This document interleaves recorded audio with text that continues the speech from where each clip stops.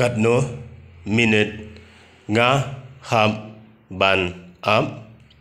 How many minutes do I have to wait?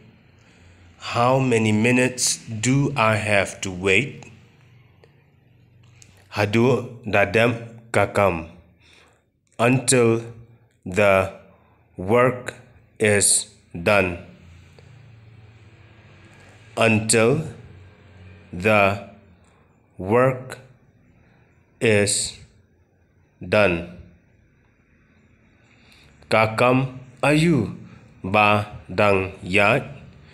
Which work is going on? Isteri John. Clothes ironing. Pin len shai dadam nang near.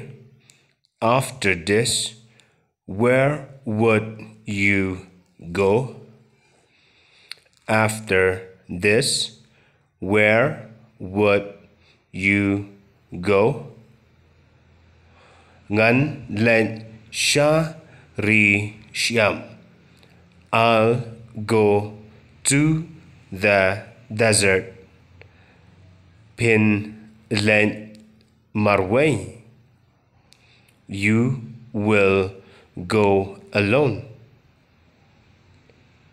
You will go alone. Em ngắn lệnh bạn pi. No, I'll go with you.